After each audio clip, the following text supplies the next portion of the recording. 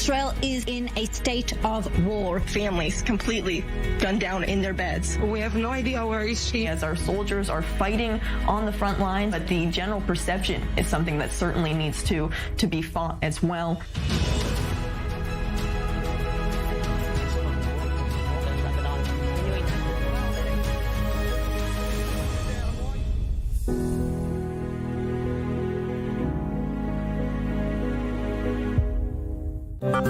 Esta semana en News 24, Israel bajo ataque. News 24 en español trae el análisis y la información de los acontecimientos de la guerra Espadas de Hierro. Entrevistas exclusivas, reportes desde la zona de guerra, la reacción de los países hispanoparlantes. News 24, el único medio en español que te mantiene informado y conectado con la comunidad latina en Israel. News 24, únicamente en i24 News.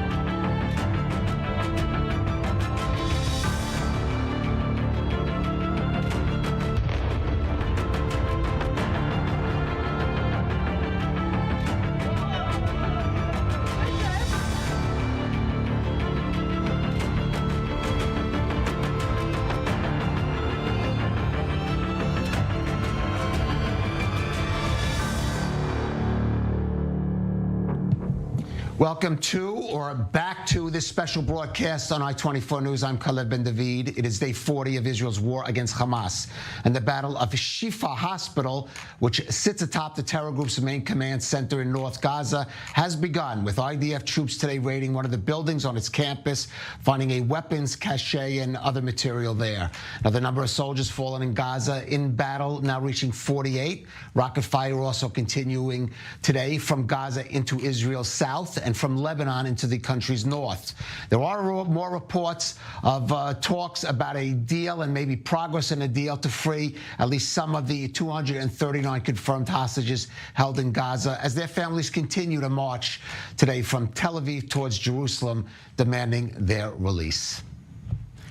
Now, the BBC, the British Broadcasting Corporation, has been criticized here, certainly, and elsewhere, for what many charge is its biased anti-Israel coverage of Israel, including since October 7th, and such errors as blaming the IDF for the bombing, initially blaming the IDF for the bombing of Gaza's Baptist Hospital last month.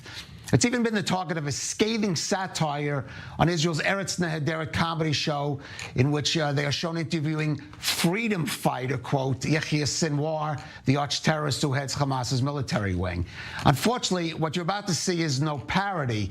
In a response to an IDF statement that its operation in Shifa Hospital includes medical staff and Arabic speakers to reduce civilian suffering here, a BBC TV presenter said the Israeli army was targeting medical staff and Arabic speakers in Shifa Hospital. Well, in response to an immediate avalanche of criticism, the British news service broadcast this very rare on-air apology today. And now an apology from the BBC. BBC News, as it covered initial reports that Israeli forces has entered Gaza's main hospital. We said that medical teams and Arab speakers were being targeted. This was incorrect and misquoted a Reuters report. We should have said IDF forces included medical teams and Arabic speakers for this operation. So we apologize for this error, which fell below our usual editorial standards. Well, joining us from London, our UK correspondent, Jonathan Sacerdoti. And Jonathan, you certainly follow the BBC closer than I do, but I cannot remember an immediate on-air apology of this sort regarding Israel coverage from the BBC. The BBC doesn't like to make apologies, especially when it comes to its coverage of Israel. But I think this time, what else could they do? They literally said the opposite of the truth. An American newsreader, confusingly for the British Broadcasting Corporation, read out a scripted report that claimed the IDF was in Shifa Hospital in Gaza, targeting people, including medical teams and Arab speakers. The newsreader repeated that calumny immediately, making the same false claim both times, attributing it to Reuters. Now, that's important because aside from the BBC, Reuters is one of the world's most trusted news brands. So 2 of the world's most trusted news brands, according to the BBC, were saying that Israel was actively targeting medical staff in a hospital and Arabic speakers. The BBC actually were referring to a Reuters report that said nothing of the sort. The Reuters report said exactly what Israel had said, that the Israeli military said on Wednesday that they had included incubators, baby food and medical supplies brought by the IDF tanks from Israel and have successfully reached the Shifa hospital, and that medical teams and Arabic-speaking soldiers are on the ground to ensure that the supplies reach those in need. So this was monumentally embarrassing, not just for the BBC, but I think for Britain. This is the British Broadcasting Corporation spreading untruths, spreading the opposite of the truth. Of course they had to make that apology. Right, and of course there has been discourse about the coverage of the BBC during this conflict. I mentioned the initial reports on the Baptist Hospital. We have seen some figures in British government complaining about it. I mean, I just wonder how this kind of incident is so blatant. I said before, it's almost beyond the parody of the BBC that was broadcast on an Israeli comedy show, may impact on the discourse that nobody in the BBC even thought it picked up in it, and saying, how could this item possibly be correct? Well, as you say, Caleb, it's not the first time. Only a few weeks ago, the BBC had an actual correspondent, John Donaldson, in Israel, claiming on air that Israel was most likely to be responsible for the bombing of Al-Ali Hospital in Gaza, when the reality was that the car park of the hospital had been struck by a Palestinian Islamic Jihad rocket aimed for Israeli civilians, but it fell short. He actually said that judging from the size of the impact and the scale of what had happened, it was hard to believe anything else could have been responsible, when in actual fact, that's the very clue that gave away that it wasn't an Israeli strike. It was most likely a Palestinian Islamic Jihad rocket that had misfired, showing, again, not just incorrect information, but a lack of knowledge of how these things look. Anyone else who's reported on these issues for years and years and years can tell the difference between the 2 kinds of strike. The BBC, I think, is showing itself, and this is how many are seeing it here in Britain, especially in the Jewish community, as being increasingly misguided and ignorant when it comes to actually reporting what's going on in Israel. I think that the problem is that many people still don't realize that. And so for many people in Britain and around the world, it is still a highly trusted source for news. If it's said on the BBC, they think it must be true. And that, of course, means that they are partially responsible for the wave of anti-Semitism that's going on across Britain and elsewhere in the world, because it has international reach. If the BBC is saying that Israel is responsible for acts which it is not responsible for, it's understandable if well-meaning people around the world then go on to protest against Israel for these terrible things that it has been said to have done, even when they're not true. So I think that there is rising pressure on the BBC to deal with this in a different way. They recently sent a top executive actually to meet members of the Jewish community in a sort of open forum, and he admitted they'd made mistakes, but they keep saying that these things are the result of the fog of war or reporting quickly and they're changed shortly afterwards. I think that is the sort of excuse that many people feel they can only get away with once. Once is a mistake, twice looks like a habit. They've done it many more than once and twice. They recently had the situation that in an interview they broadcast with Katja Adler, their Europe correspondent, interviewing Emmanuel Macron, they headlined it on their website as Macron telling Israel to stop bombing women and babies in Gaza. Macron actually phoned Isaac Herzog in Israel in order to say that he felt he'd been misrepresented by the BBC. Herzog himself has spoken out on I-24 about how he felt he'd been misrepresented by the BBC. That's 2 presidents of Western countries saying they're misrepresented by the BBC. Herzog said he spoke at length in an interview and it was edited down to 6 minutes with essential parts cut. The BBC definitely seems to have a recurring Israel problem. To anyone who's looking at this cold, and hard and doesn't necessarily have a dog in the fight. All right, and as you say, there are consequences from that kind of reporting that we see on the streets of Britain and elsewhere, unfortunately. Jonathan Sacerdoti, thank you for joining us. And let's get back to the fighting in Gaza today, which was focused mainly on and around the Shifa hospital. But there are many other sites in the Strip where IDF troops are engaged in active combat. Our senior defense correspondent Jonathan Regev has more on that in this report. It used to be a major terror hub, but not anymore. This is the Palestine or Palestine outpost.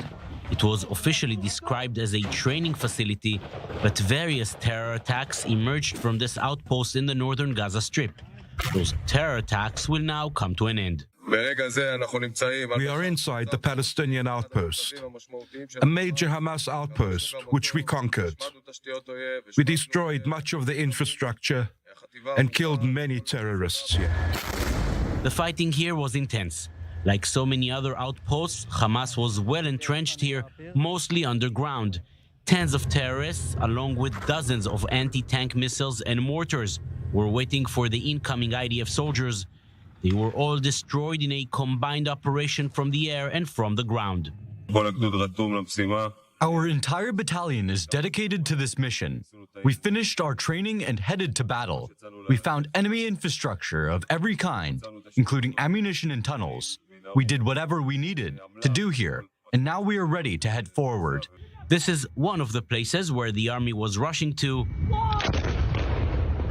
In a world where symbols are meaningful, here is one symbol gone. This used to be the Gaza Parliament building controlled by Hamas. Step by step, every aspect of their control is gone. Well, joining us now is IDF Lieutenant Colonel Amnon Scheffler from the IDF International Spokesperson's Office. And Colonel Scheffler, thank you for joining us. First of all, let me just ask you about the situation in and around what you can tell us about the operations in and around Shifa Hospital, some reports about the IDF completing an operation, withdrawing troops, then a denial. What can you tell us about the state of those operations? Thanks for having us. We are conducting a based intelligence operation that is targeted in a very precise area of the Shifa hospital that we know that Hamas has been using. And that is what we also exposed today. We, again, saw the pictures of how arms are found next to an MRI machine and next to it more guns and other weapons and tools that are used by Hamas. Now, sadly, this is not the first time, as we have seen and as we have shared, and as also our American counterparts have affirmed, that this is the MO of Hamas. We saw this in the Rantisi hospital, and we saw this in the Al-Quds hospital, and we have seen how they use kindergartens, schools, and other civilian infrastructure to hide their terrorist activity. Right. To talk about some of the operations, we saw reports where we had read footage of IDF troops actually bringing medical equipment into the hospital, and reports that the teams included, I'll report this correctly, unlike the BBC, Arabic speakers and medical professionals to interact with the medical staff that is there. Exactly. Hospitals are, of course, a place that has a special protection, but sadly, Hamas has stripped it off from its special status. And yet, following our values and our rules of engagement, we do everything in order to safeguard the civilians and the patients that are still inside. And that is why we brought with us professional teams that speak Arabic, medics that can help. We brought in incubators from Israel that the babies can be dealt in the best way. And I remind you also that for many, many days, we have been calling civilians to evacuate from that area. We call the medical staff in the hospital to tell them, use the eastern side of the hospital to evacuate people that are not part of Hamas. That's what we've been trying to do to safeguard those civilians and carry out the mission of stopping Hamas and dismantling it. All right. Now, all this is happening in the northern Gaza Strip. In the southern part, of course, much of the population has evacuated south. There are reports, Colonel Scheffler, of the IDF dropping leaflets in Arabic, cautioning people, though, in Khan Yunis about possible military operations. The IDF said it will conduct operations if there are military threats or targets in the area. Anything you could tell us about why these leaflets were dropped down there in the southern half of the Gaza Strip?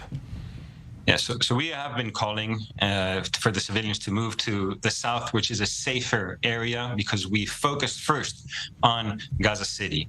Sadly, Hamas is using the whole Gaza Strip to carry out attacks against Israeli civilians. I remind everyone that over 10,000 rockets have been fired from the Gaza Strip at Israeli civilians, and this includes coming from the southern part of the Gaza Strip. And that is why we need to act wherever the terrorists are hiding and where they're carrying out their activity. And that includes the southern part of the Gaza Strip. So are there plans, let me just looking forward, where it's sort of, there's been talk about safer corridors even within the south, maybe along the coast? Are there any arrangements? Because some of those people, of course, could be there are civilians there that could be in harm's way. There are two corridors that we continuously show and tell the people of Gaza to use to move to that safer areas. There's a humanitarian area that has been dedicated also in the southern part, and yet Hamas does not stop itself. On the contrary, we know that it deliberately uses these civilians as its human shield.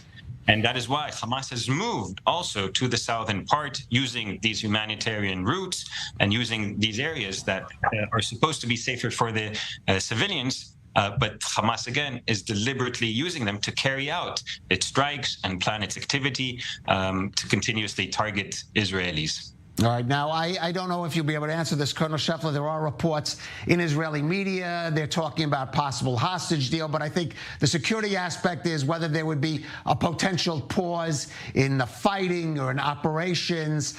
You could call it a humanitarian pause or a short ceasefire. The question is what impact that could have on ongoing operations there, especially, as I said before, in North Gaza and in and around Shifa Hospital. We have two very clear goals for this war. One is to dismantle Hamas, and two is to bring back 239 hostages that have been held in captivity by Hamas for 40 days. Babies, children, women, elderly. And we're doing everything we can in order to meet these two very important goals. I, of course, cannot get into details how we're going to do that, but we're going to do everything we can.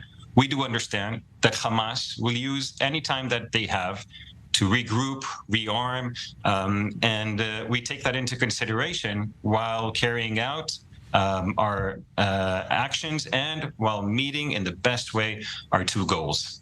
All right, Lieutenant Colonel Amnon Scheffler from the IDF International Spokesperson's Office. Thank you for joining us on I-24 News. Thank you.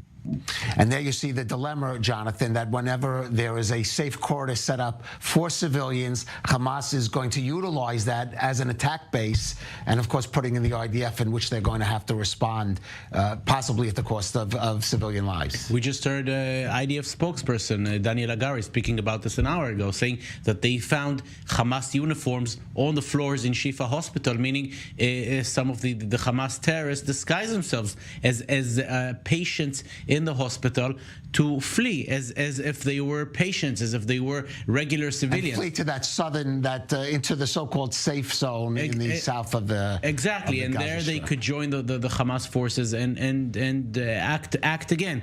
This is a very big dilemma, and Israel, on the one hand, does everything possible to prevent hitting civilians. On the other hand, every concession that you make, every conciliatory move is of course used by Hamas, and this is a very big dilemma which the IDF forces operating there have to take into account. All right, and it certainly is going to be increasing a dilemma as the situation moves from the north to the south, which at some point it certainly is going to have to be, especially if it's, as believed, some of the hostages could be being held there in the south in places like Khan Yunis.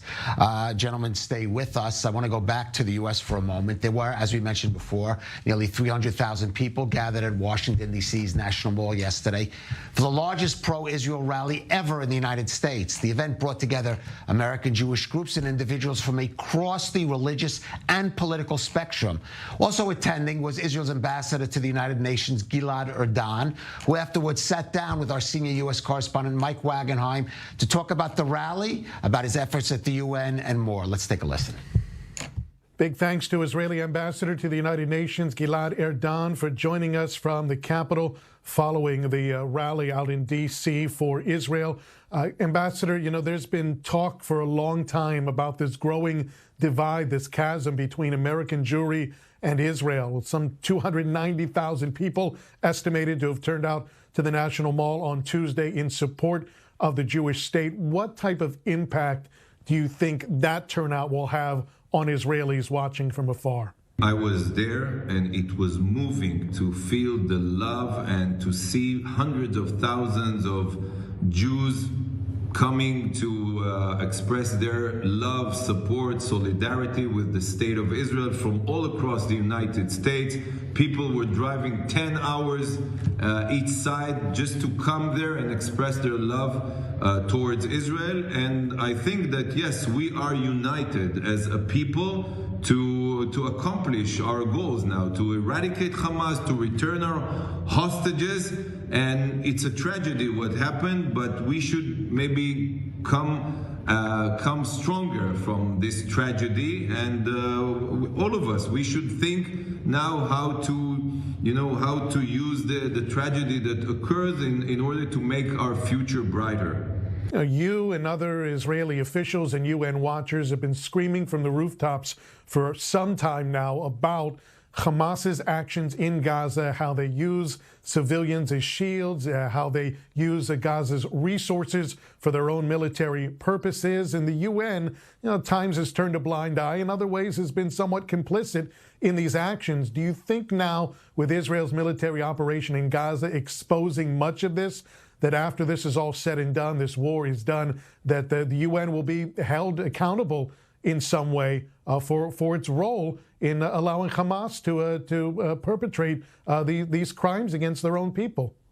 I cannot agree more to what you just said. That the UN played a big role in allowing Hamas to turn the Gaza Strip into a war machine, a terror machine against Israel and against the civilized world. So I'm the ambassador. It's up to the government, the Israeli government, to decide. But my recommendation is going to definitely be that we should hold a serious assessment regarding our relations with the UN. My recommendations will be to expel and not to issue visas to some of the UN officials who are exploiting their position in order to spread lies, in order to enable Hamas to embed themselves within and under civilian population in Gaza, and many other terrible things that the Hamas have been doing for the last 16 years under the nose of UN agencies. Israeli Foreign Minister Eli Cohen told the media this week that he believes there's about a 2 to 3 week window left for Israel to complete its military operations in Gaza before Western leaders start questioning publicly the legitimacy of the operation. Sitting from your perch there at the United Nations and talking to representatives of other countries, do you get that same feeling that that window is closing down a bit here? Look, I cannot assess or predict how many weeks it will take for the international community to buy into Hamas's lies or obey by Hamas script. But obviously, we all understand that that's exactly Hamas' goal. On the one hand, to terrorize and murder Israeli civilians, attack the Israeli home front, and then because they cannot defeat our military, to try to tie our hand by co-opting the international community to pressure Israel to stop. They are the ones who are deteriorating the humanitarian situation in Gaza. My goal, my role as ambassador is to try to strengthen, build the legitimacy for Israel's operation in Gaza, and I'm sure that we won't stop before we achieve the two goals of the operation: releasing the hostages, eradicating Hamas.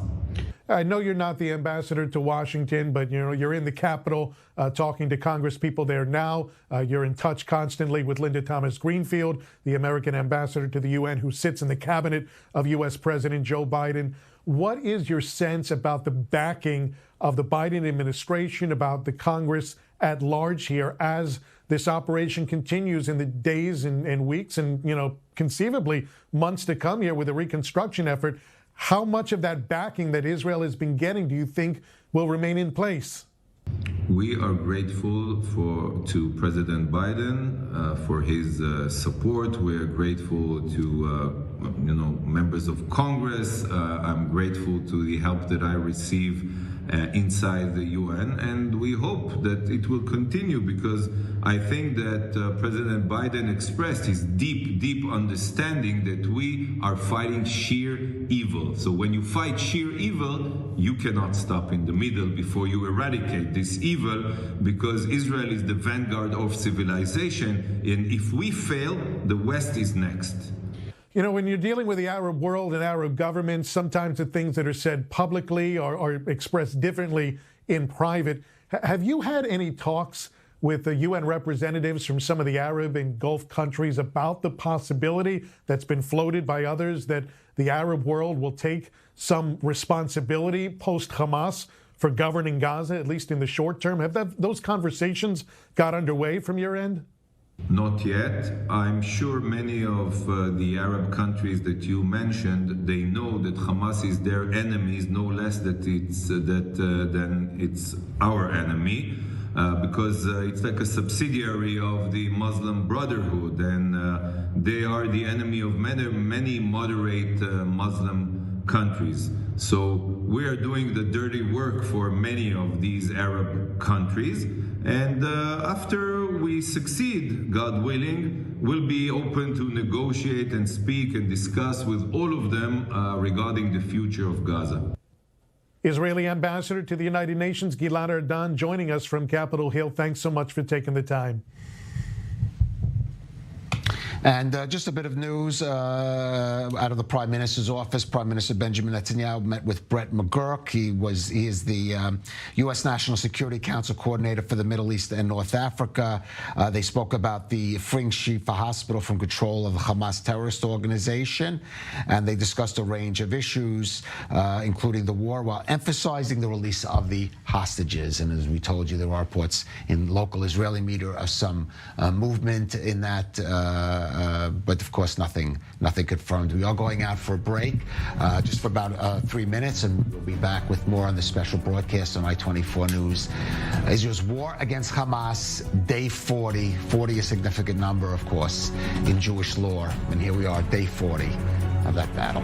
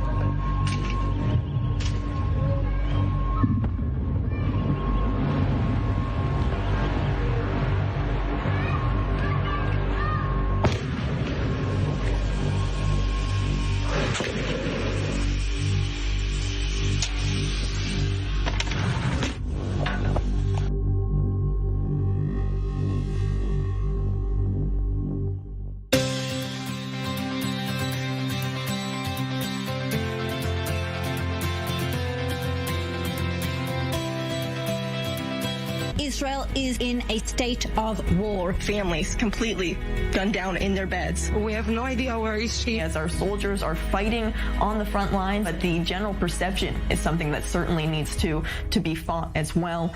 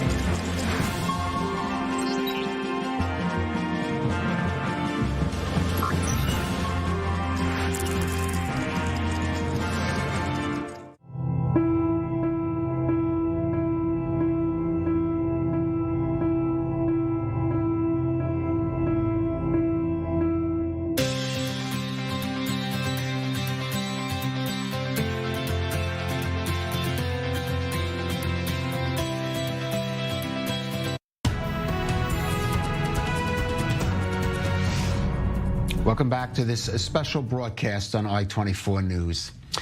Now, among the 48 IDF soldiers who have died during the ground fighting in Gaza is Reserves Major Moshe Leiter, who was among the group of reservists who were killed last week while inspecting a booby-trapped terror tunnel in Beit Hanun. Now, the 39-year-old Leiter was no stranger to combat, having served an extended duty in the Army's elite Shaldag commando unit, before turning his talents to medicine and becoming a doctor. Now, the father of 6 also held U.S. citizenship.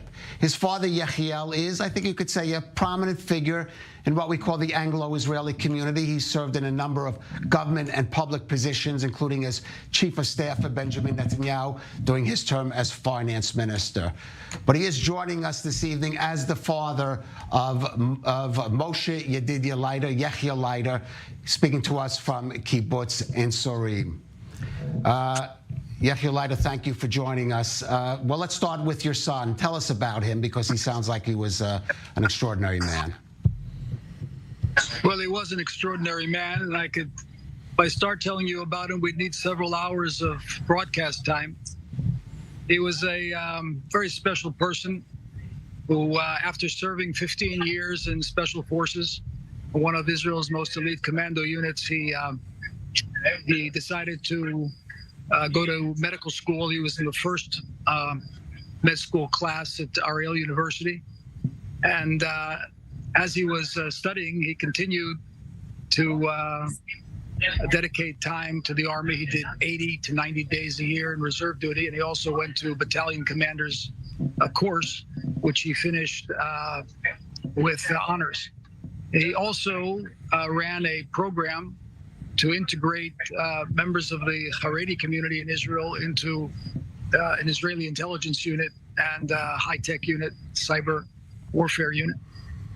He was a wonderful person.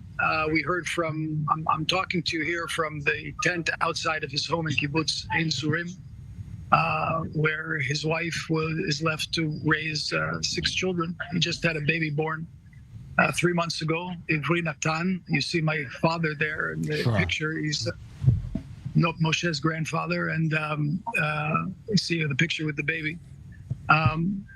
So we're here in the tent. There may be a little bit of noise in the background because people are coming from all parts of the country to pay their respects and to share and console us. So. Right. And I know there were thousands at the funeral, but I want to go on the comments that were reported. You spoke personally, of course, but you also had a message for President Biden. And maybe you could share with us that and why you spoke out there. Well, first, I just want to say that we have tremendous appreciation for the aircraft carriers that the United States has sent to the region, for the plane loads of ammunition and materials that we've received so we can properly conduct this war. But there are rumors that there's pressure on the government and on the Prime Minister to curtail the operation or to slow the operation. And that's not what the people of Israel want. And I think I was giving voice to that. And I thought that it was appropriate at Moshe's funeral to make that point.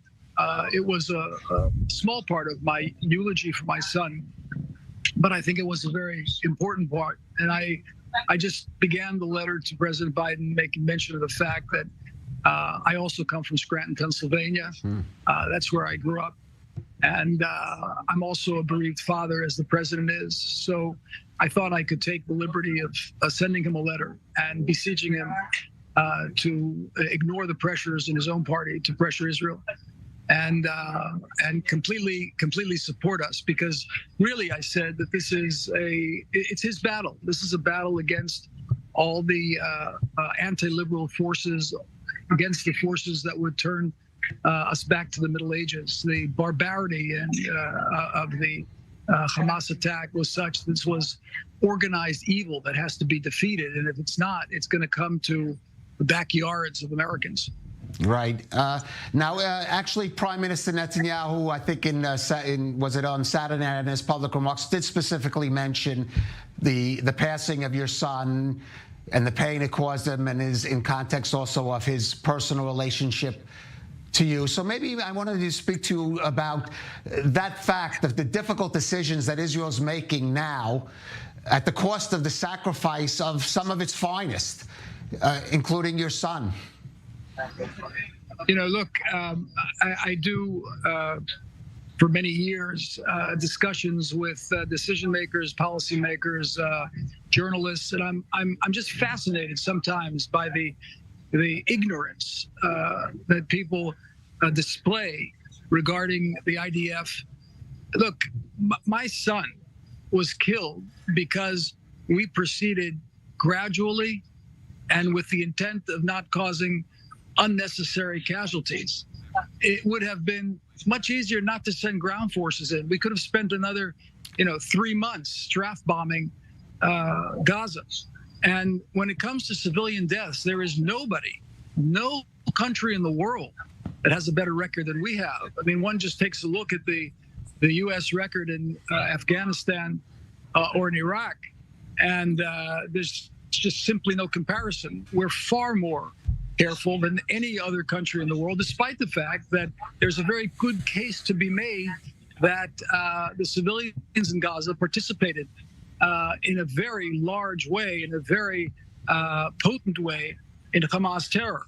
There were civilians who came streaming across the border into the kibbutzim to murder and kill people, and our soldiers have found in almost every home in northern Gaza booby traps and the entrances to tunnels that were used for the terrorists. So I think everybody has to be, first of all, educate themselves about how Israel conducts itself, and secondly, to be far more circumspect when it comes to criticizing us.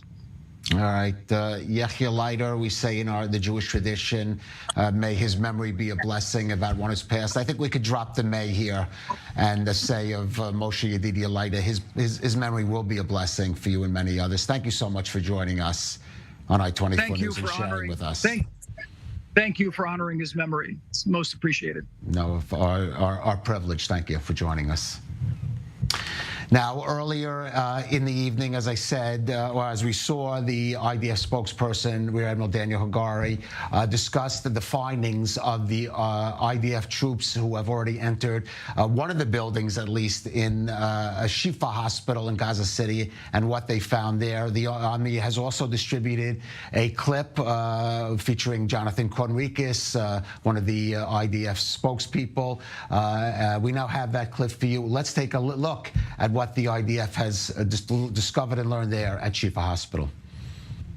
Shalom, everyone. Lieutenant Colonel Jonathan Nathan from the IDF here. I am in the Shifa hospital, as you can see from the sign behind me, and as you can clearly see from the building.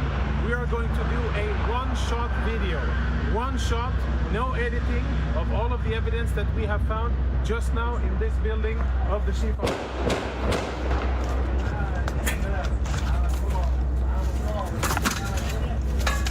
So we're inside the MRI center of the Shifa hospital. Israeli troops reached here a few hours ago, and we have cleared the area, make sure that it's safe. And a few of the most interesting things that we have found totally confirm, without any doubt, that Hamas systematically uses hospitals in their military operations in violation of international law. And what we have found, I think, is only the tip of the iceberg. Let me show you a few examples. Security cameras have been obstructed. All of the security cameras are covered, and this isn't the only one. You'll see the rest of them here. Follow me as we go in, and we will see the MRI center and see the weapons that Hamas has hidden inside. This is where patients come in order to get MRI services. We'll proceed into a more secluded area. And the lighting here is out, so we're using flashlights. We're now, as you can see, in an MRI room. I don't know when this was used the last time. But it is definitely an MRI machine. And if you follow me behind the MRI machine, I'll show you what our troops exposed just minutes ago. In military terms, this is a grab bag. Grab and go of a Hamas combatant. And if you zoom in and we get some light over here, what you will be able to see is military equipment. There is an AK-47, there are cartridges, ammo, there are grenades in here, of course uniform, and all of this was hidden very conveniently, secretly behind the MRI machine. On the other side, we found a backpack with what appears to be very important intelligence, including a laptop, and we'll show you that momentarily. Let's go see the next room. So we're still in the MRI center. The backpack was found in here, and it was also hidden behind the MRI machine. As you can see, the rest of the equipment here is proper hospital equipment, right? Bandages and medical gear. It seems as if there's no real shortage because there's a lot of equipment here, but we'll leave that for another discussion. Let's go see weapons and other prohibited items.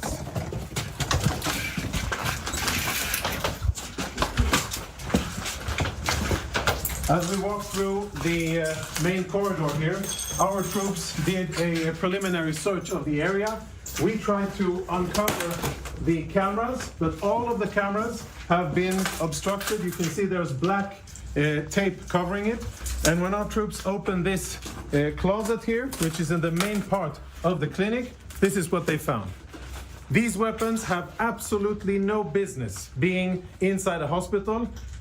The only reason they're here is because Hamas put them here, because they use this place, like many other hospitals and ambulances and sensitive facilities inside the Gaza Strip, for their illicit military purposes. So there's Kalashnikov rifles here, even ammunition. And let's go see the next part of what we have here. Another MRI machine. Another MRI machine where behind it we also found contraband similar to what you saw in the other areas. And let's go see the last thing, which is more related to intelligence, which I think we will be able to extract quite a lot of interesting intelligence from. If you can see, follow me. Up here, on top of a spare part of the MRI department, we found another grab bag. It's empty because we emptied it and cleared it so that we could use and see it. So this is where we found it, and here are the contents of the bag. The contents of the bag are full military kit for one Hamas terrorist. A live grenade, ammunition, fighting vest with insignia, boots, and of course uniforms, and last but not least, standard AK-47. Inside the hospital, hidden in a secluded area, take a look at this door here. Blast-proof door, which is part of the clinic and part of the infrastructure of the hospital. Everything else looks like a hospital, only this part doesn't. Last part.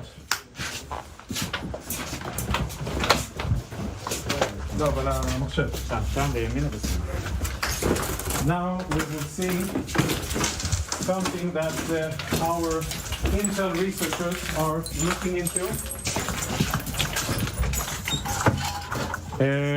Hold on, before we go on, let's have a look at what we found inside the very same cabinet that houses medical equipment. You can see all kinds of standard military medical stuff. We found another go-to bag, this bag here. And again, we opened it up in order to make sure that it's safe to touch and show. So please don't give me any of that. You opened it up and you placed it there. This is the bag that we found, and this is the stuff that was in it. Now, there's insignia, military insignia, a knife. For those of you who read Arabic, you'll be able to understand what it says here. But it's Hamas, the military wing, Kataib al-Qassam, of course a vest with equipment, and as always an AK-47, standard gear, grab and go, which they thought would be a good place to store inside a hospital.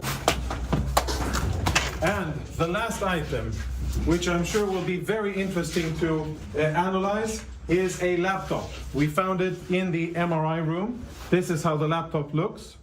I don't know who it belonged to, but now it is being analyzed by our Intel people. Tactical radio communications, which we will analyze. Lots of disks, which will be analyzed. And a computer, which at first glance already provides a lot of incriminating evidence. And that was IDF spokesperson, Lieutenant Colonel Jonathan Conricus, giving us a tour of what was discovered in the MRI wing of Shifa Hospital, a separate building. Gentlemen, really quite extraordinary. Just a couple of things to point out. Unlike, say, what was done at the Rantisi Hospital, this was done at what is still an active war zone. I mean, only this part of Shifa Hospital presumably has been taken control of by IDF troops. Just right beyond that building is still a battleground with Hamas terrorists there, not just there, but under their feet. Oh, excuse me, under their feet as well. And bravura performance by Jonathan Conricus, doing it in one shot, also just to show that this is something newly discovered and it's been found here. I don't know, Owen, if this is going to have the impact that you think the Rantisi Hospital video didn't, but it's hard to see how much more. I'm not asking for that. The IDF can do. Clearly, they maybe even took some of the criticism, some of the issues you raised, and said, "This is how we're going to do this particular video." Well, I think what's important here is, because I suspect this is the warm-up act, right? This is the opening act. This isn't the main event, right? I suspect that they are waiting. I think Daniel Hagari said just as much, until after the full investigation and the full process of all the entire complex. They see Jonathan Conricus again. By the way, in normal times, as we all know, a frequent guest on I-24 News, not necessarily in his hat in the military, but commenting on the military and security issues in general, even political issues sometimes. Right. At any rate, I suspect they are waiting until the end of the full process in Shifa Hospital to come out with their main event. I do think that in order to meet the standard that the military and the Israeli government have set for themselves in terms of the scale of activity in and under that hospital, including from that briefing by Daniel Hagari with the 3D graphics, they are going to need to find more than this, as explosive, no pun intended, as this was. But of course, that all that can only come when, for example, the underground complex underneath Shifa is breached and made clear. Look, the IDF says that not only has the operation not ended, it is ongoing, and it is with no end in sight right now. They're not planning to limit the operation there. I will note that it's interesting. You could see in the entrance of the building It's the Prince Naif MRI building. Prince Naif is a former Saudi crown prince, and add to that the Qatari hospital that was donated to them by the Qataris that is also being used by Hamas with an underground tunnel there. It raises the question of this foreign support, foreign aid going in, and these countries need to know what their money is funding, what their money is being. By the way, right now on the screen, this I found quite interesting. These were bags, I wish we would have kept it on, showing of medical supplies laying there, and there it is, just bags and bags of medical supplies there in Al Shifa Hospital, and we've been told repeatedly that they're almost out of medical supply, which could be true in certain some degrees. Exactly, but still clearly just left there. So the IDF spokesperson has commented on this, saying that given the sensitive nature of the hospitals operating there, they're following very, very closely the situation in each one of these hospitals, mainly Shifa, of course, in terms of how much fuel they have, how much medical supplies they have, and how many, for instance, incubators that they brought in today, 3 incubators, and they were asked at the first leg in additional material that is going to be brought in because they're in close contact. We're not guessing this. The IDF shares every few days phone calls that its liaison officers hold with the director, the manager of Shifa Hospital, so they know from the best source, the best with most knowledge as to the current situation of the hospital. What is the situation there? I will note that earlier we talked about a Hamas official, Bassem Naim, who was talking about the situation in Gaza. He said that out of Gaza's 35 hospitals, 25 are out of commission, given different whether they were bombed, no electricity, or stuff like that. I think that this shows how they're also trying to present the assault on hospitals as a more egregious assault, in addition to just the regular operation in the northern part of the Gaza Strip, calling on international organizations to come to the hospitals because their human shields have left and gone down south, so they want new ones. But they know the sensitivity of these exposures. I agree with Owen that this isn't the smoking gun. No, of course not. But this is just the beginning. This is one building on the very edge of the complex. By the way, we might be the first network in the world to show this, to broadcast this footage. But as I said, this is just one building on the outskirts of the Shifa Hospital complex, Jonathan. And you see how it was set up to be used by Hamas terrorists in defense. Just shows you the scope of what the IDF is going to have to deal with as it penetrates deeper into this complex, including underground. Yes, this is above the ground. You don't know what's expecting underground. And regarding what you spoke here, we've heard for days and days since the aerial campaign began that electricity in the hospitals is going to run out in 24 hours. In 48 hours, miraculously, the electricity still goes on. I thought it's about to end, but it's still ongoing. Same as fuel, same as water, same as medicine. And you know what? Maybe in the Shifa hospital, maybe in the Ratisi hospital, maybe in other hospitals, maybe medicine and medical equipment does run out for the patients. Not for Hamas. They have enough of it. And we've just seen it. Right. Bags and bags and bags of medical equipment. Is it given to the patients upstairs who need it? Probably no. It's waiting there for Hamas for Hamas terrorists. They have enough, more than enough, way more than enough. All right. Well, definitely was really striking to see that piece of footage from the IDF. And yes, Owen, as you're right, I'm sure this was a preview or coming attractions, a trailer for the main feature that I'm sure, but unfortunately, that's going to have to may come at a heavy price for IDF soldiers and even, unfortunately, for others and civilians there as well. Ariel Osran, Owen Alterman, Jonathan Regev, thank you for joining us. Now, as IDF soldiers fight the war on the battlefield, it's firefighters and medical first responders who are handling other everyday emergencies on the home front. This now includes dozens of American firefighters who have rolled up their sleeves and heeded the call to volunteer and help Israel's fire and rescue departments. It's all part of a nonprofit initiative called Emergency Volunteers Project, and our Emily Francis caught up with one of them at the Ashkelon Fire Department. Let's take a look. Even during times of peace, the job of a firefighter is risky business. But Israel's fire and rescue men and women are prepared for everything. But the terror attack on October 7th caught everyone by surprise. I woke up, I live in the south, to massive rocket barrages that hit the city that I live in. I responded to several of them. They seem to be direct hits, quite devastating in terms of both scale and quantity, more than I've seen in any other conflict. I found myself shortly after that treating people where I ended up seeing more blood than I've seen in my entire life. Firefighters here at the Ashkelon Fire Department and all around Israel have seen it all since the war started. But what's made this bittersweet job less bitter is the bravery and heroism of American volunteer firefighters. The simplicity of how this pump works is amazing. Like firefighter and EMT Derek Barksdale of St. George Fire Department in Baton Rouge, Louisiana, who left his wife and 4 children to heed the call.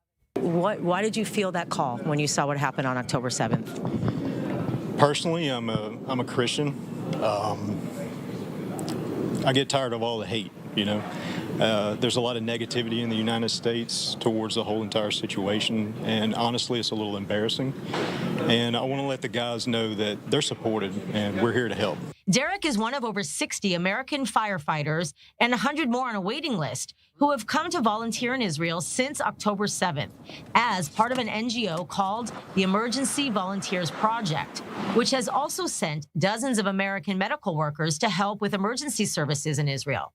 We don't just have international support in terms of words, but we have dozens and dozens of Americans willing to come here and get into the trenches with us in the sense and fight these fires. Every time I spend a day with our American firefighters here in these fire stations, I walk around with goosebumps the whole day because I feel like we're not alone. You have bulletproof vests because there are calls that we've experienced close to the Gaza border where... Derek has himself been through many natural disasters, including Hurricane Katrina in 2005. But he says this is like nothing he's ever experienced before. The difference is you're dealing with a local community. You're dealing with people from Louisiana. You don't have rocket attacks. You don't have to run to a bunker. Here it's just you're in a different country. You're helping people still, but this is war. And the craziness about the whole thing is people here are used to it, and it shouldn't be that way. In addition, Derek is impressed at the efficiency of Israel's fire and rescue teams and also the warm embrace of brotherhood. Firefighters are a brotherhood no matter where you go, but this is a completely different level. I don't even really know how to explain it from the bottom of my heart, how welcoming, how they've taken care of us, and we're trying to reverse the situation to take care of them. Is it hard to process seeing something so awful that we didn't think would ever happen? My honest answer about processing what happened on October 7th and since then is ask me when the war is over, and I'll give you an answer. Yeah. We're too busy right now. I just don't know. We don't have time to think about that. Between search and rescue, routine emergencies, rocket attacks, there's plenty to do here, plenty to keep us busy. Yeah. Morale is high. Morale is even higher knowing that there are Americans here with us, and we'll cross that bridge after the war is over. In Ashkelon, Emily Francis, I-24 News. Nice little flag waving.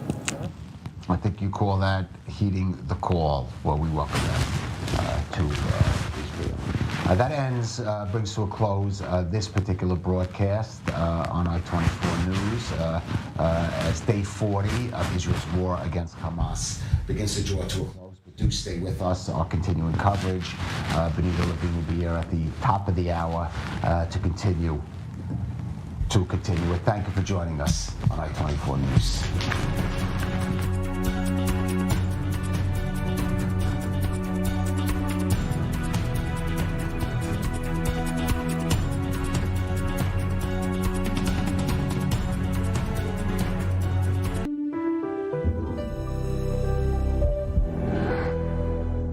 Made for Me, a unique concept in Israel. Custom-made men's fashion to your measurements.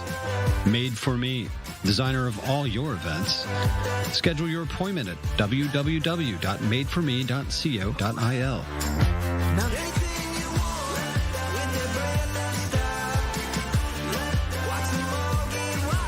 Made for Me, official dresser of I-24 News.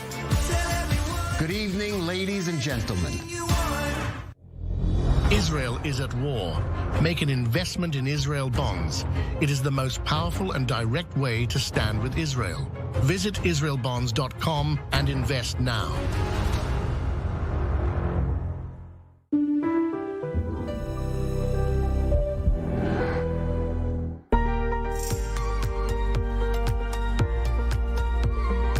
Israel is in a state of war. Families completely gunned down in their beds. We have no idea where is she. As our soldiers are fighting on the front lines, but the general perception is something that certainly needs to be fought as well.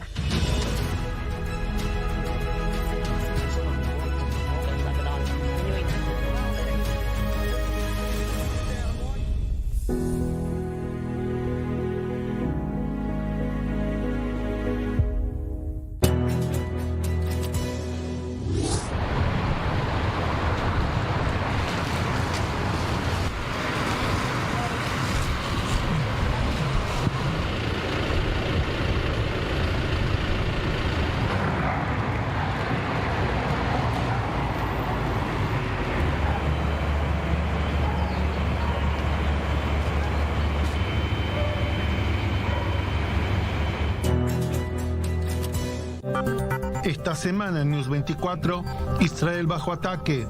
News 24 en español trae el análisis y la información de los acontecimientos de la guerra Espadas de Hierro. Entrevistas exclusivas, reportes desde la zona de guerra, la reacción de los países hispanoparlantes. News 24, el único medio en español que te mantiene informado y conectado con la comunidad latina en Israel. News 24, únicamente en i24 News.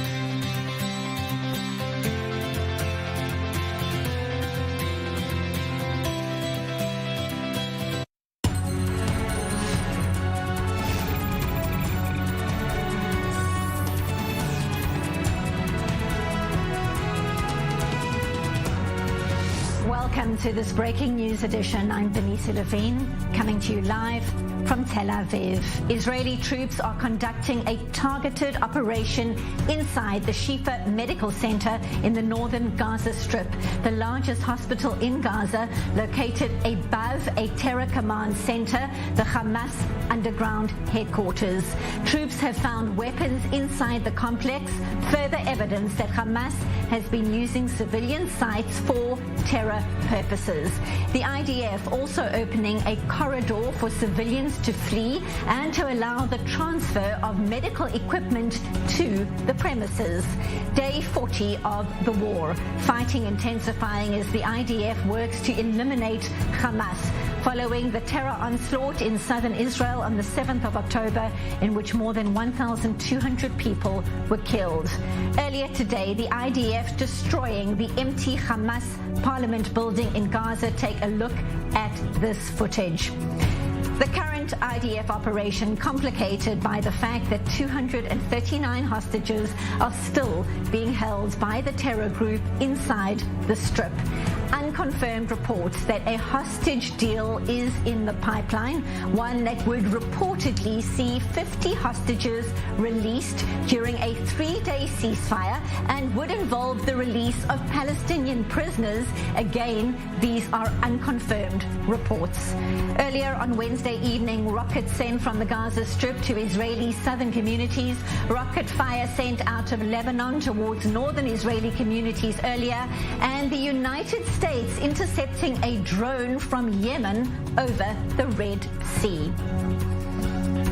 Lots on the go. Let's start on the ground. We go straight to our correspondent, Mary McAuliffe. She joins us from southern Israel. And Mary, red alert sirens sounding in several border communities just a short while ago in the south, including Kfar Aza and Sa'ad. And a short while ago, we heard the IDF spokesman, Daniel Hagari, assuring families of the hostages they are doing everything they can to bring them home as fighting continues inside Gaza. So what is the latest on both fronts?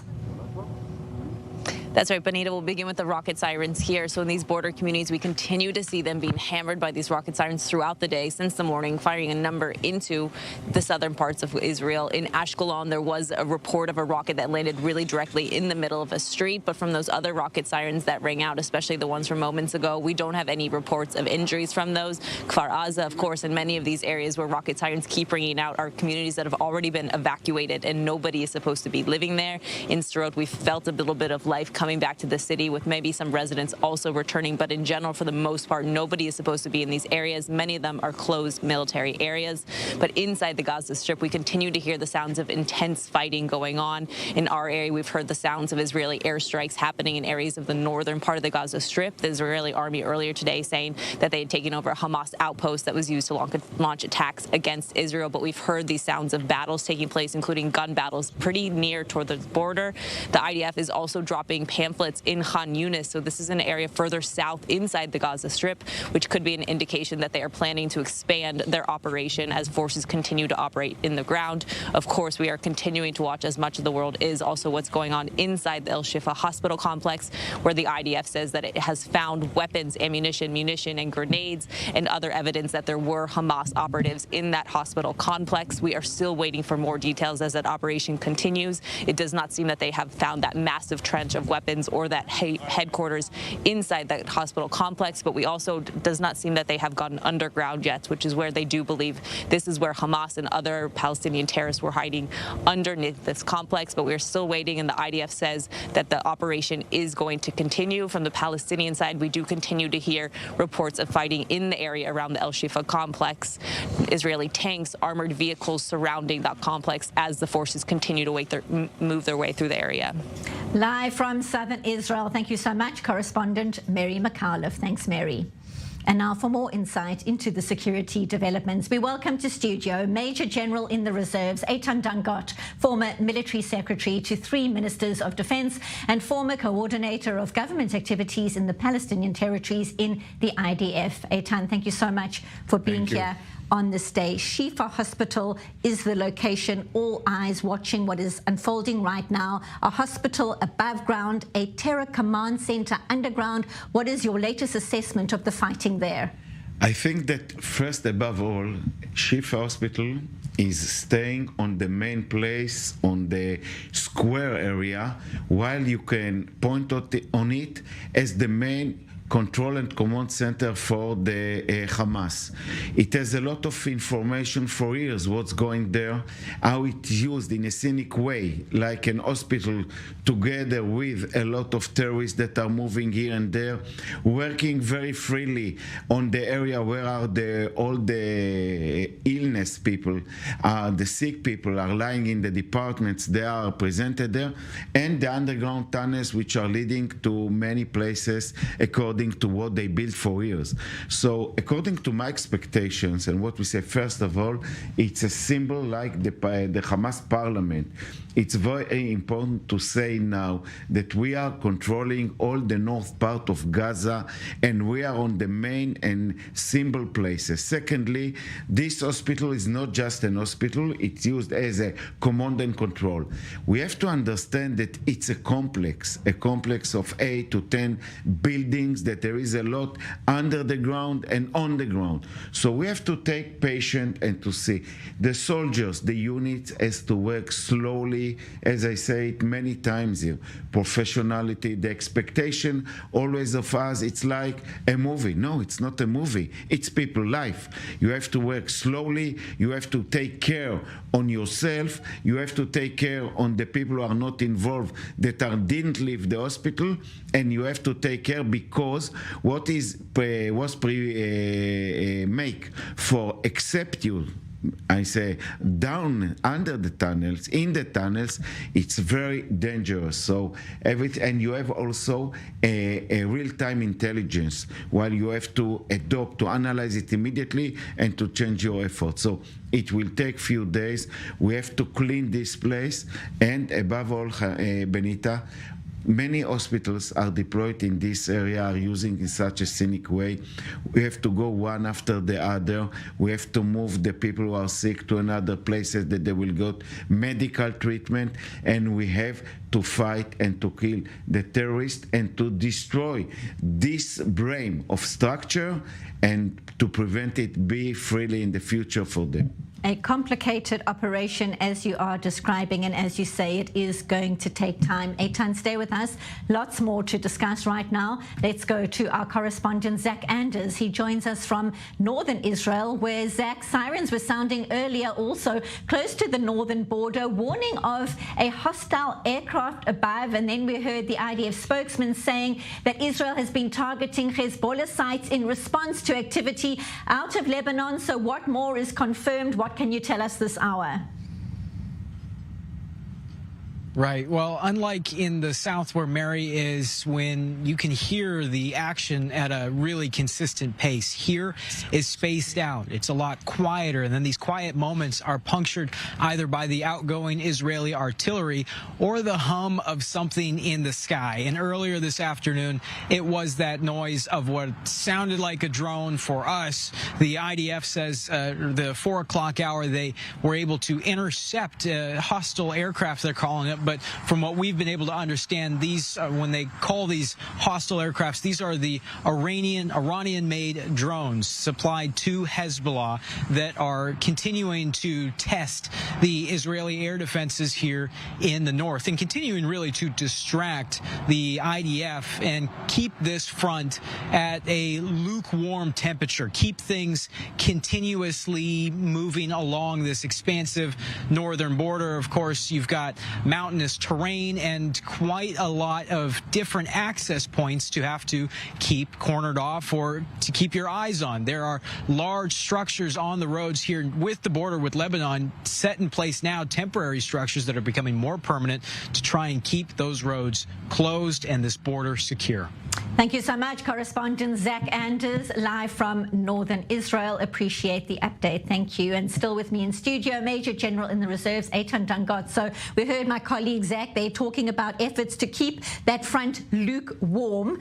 That was the exact quote there. But still, that concern remains around the potential for Hezbollah and Hassan Nasrallah to get fully involved. Where do things stand there 40 days into this war? I think it will go on ahead now. It will continue till the fighting in Gaza will take place under two important principles. First of all, the Hezbollah is deployed in a very high alert, so it can change and we have to be in readiness. The second, that we are deployed in a very high readiness for defense and a very high readiness from the air of attacking. If we need to change the concept, it will be done. But the but is very important, as more as the time is passing and there is such continuing between Israel, Hezbollah, Iran, and above all, the American, United States umbrella, which is closing this circle and have a very clear policy to prevent a big war escalation in this area. It means that it's more or less balanced today. As more it is passing, it continues in such a way, the chance for a war will be down. But what is the problem that the Israeli government has to face now? The issue of moving ahead thousands of people in the first time when it was such a lot on the 7th of October, in 2 days, 48 hours, almost 70,000 people were moved to the south area, to other places, evacuate from this area. They have a very clear, they said, the population not to return under the same circumstances that Hezbollah create in the border. And the question will be, what will be Israel policy if the day after Gaza we will come to the north? There is no answer yet to the Israeli government, and it can be between you are coming to the area while will be a very clear ceasefire, or you will come to the area while Hezbollah will respect the 1701 resolution. But how to reach it whether it will be under escalation between both sides or under kind of international involvement, I cannot know for sure, but one thing is sure, it's not the last word for the North now. Thank you so much. Stay with us. It's not the last word from you either. Please wait with us. We're going to now go back to the latest out of Gaza. Israeli special forces, backed by additional troops, entered Gaza City's Shifa hospital overnight to carry out a precise and targeted operation against Hamas terror infrastructure at that site. The IDF and officials in Gaza said there was no friction between troops and patients and medical staff, while inside the forces also delivered incubators for newborns, baby food and medical supplies. Our Middle East correspondent Ariel Osaran has more in this report. After much anticipation and build-up, IDF forces entered Gaza's Shifa hospital early Wednesday morning, a dramatic development in Israel's 40-day war with Hamas. Based on intelligence information and an operational necessity, IDF forces are carrying out a precise and targeted operation against Hamas in a specified area in the Shifa hospital. The limited raid began at 2 a.m. local time as dozens of IDF troops began searching inside the hospital, uncovering Hamas weapons, explosives, and assets, the army said. Prior to their entry, the forces came under fire and eliminated at least 5 terrorists. No soldiers were hurt. The IDF forces include medical teams and Arabic speakers who have undergone specified training to prepare for this complex and sensitive environment, with the intent that no harm is caused to the civilians being used by Hamas as human shields. Once inside Gaza's biggest hospital, the forces also delivered incubators for newborns, baby food, and medical supplies to the hospital. According to Gaza's Director General of Hospitals, not a single bullet was fired inside the hospital since the operation began. We don't know what to do. We are within the building. Each one within the building they are in. We can't move between the hospital buildings at all, for sure. So we are with each other, with the patients, with the civilians within the hospital. It's totally scary situation. Despite widespread fear from Hamas, some criticism could be heard from inside the hospital in recent days, even in an interview to Qatar's Al Jazeera TV. وبعدين بالنسبه للمقاومه اللي بتيجي بتخبى بين الناس، ليش تخبى بين الناس؟ يروح في جهنم يتخبى.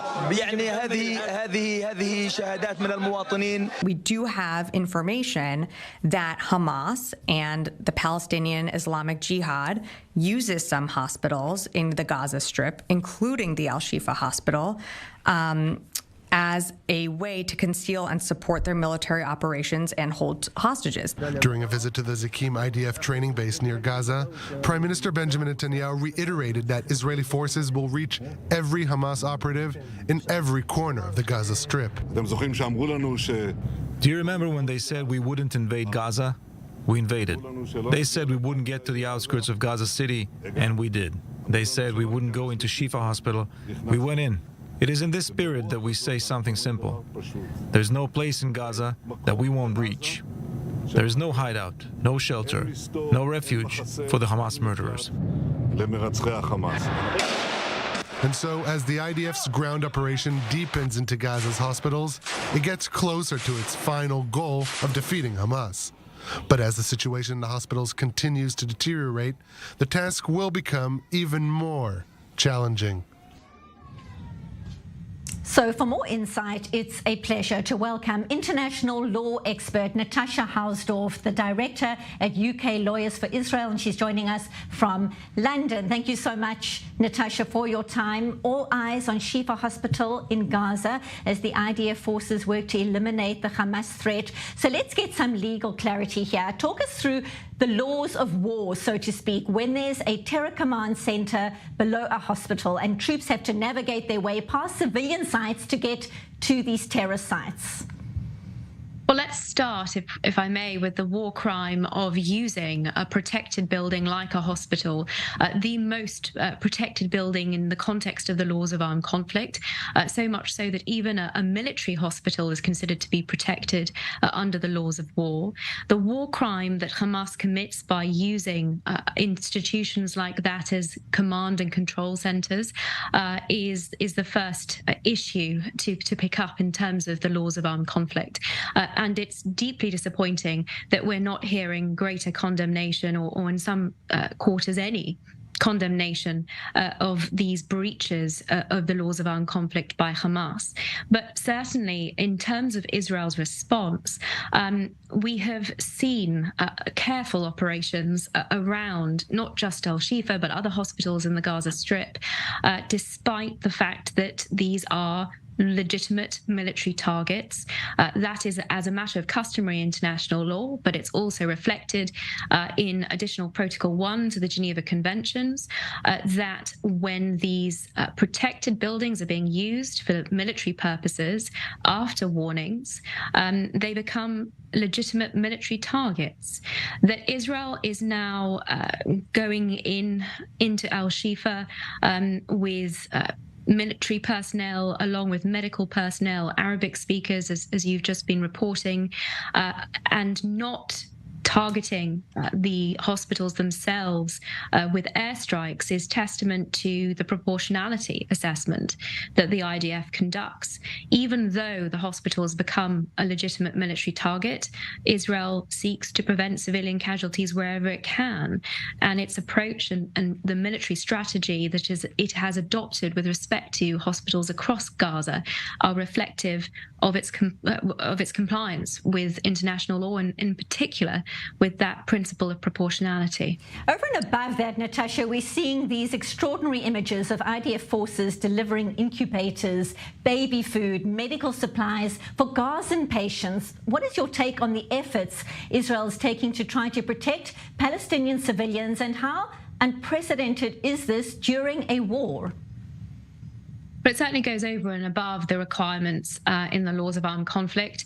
And the requirement, I should state, under Article 23 of the Fourth Geneva Convention is simply that a law-abiding military facilitate the supply by third parties of humanitarian provisions, subject to the caveat, if that can be done without diversion to the opposing military forces, to the Hamas or other Palestinian terrorist groups in this case.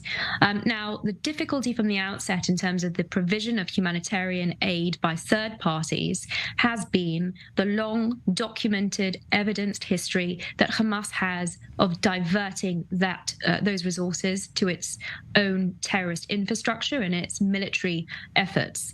And therefore, the requirement on Israel to facilitate third parties providing materials is obviated, arguably, or at least extremely limited.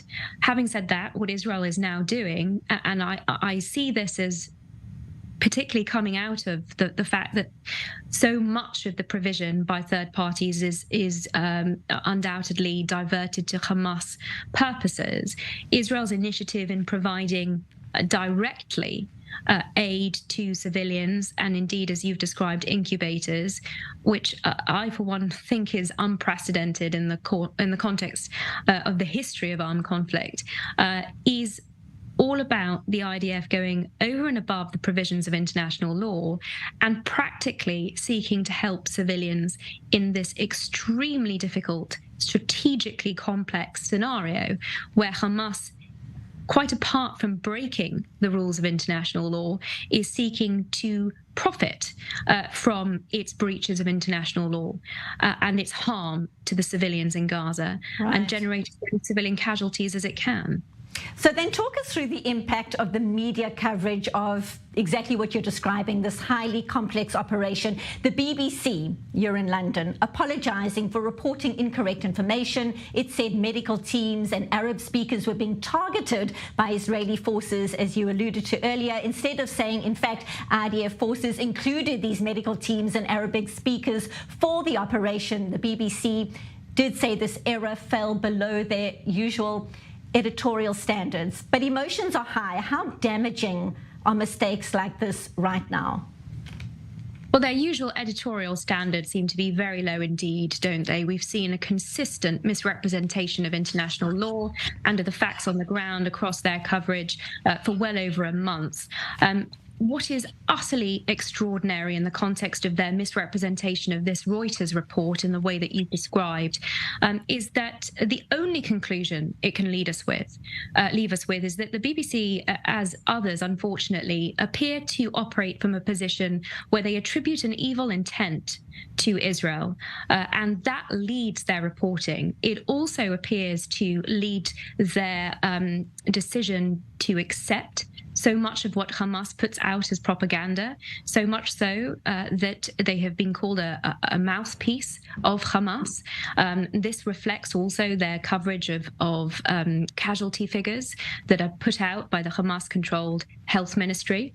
Right. So unfortunately, even though they've apologized for the grotesque misreporting today, they haven't rowed back on so much, to the extent that they are still reporting the casualty figures that Hamas has put out from the Al Ali hospital car park strike without any verification.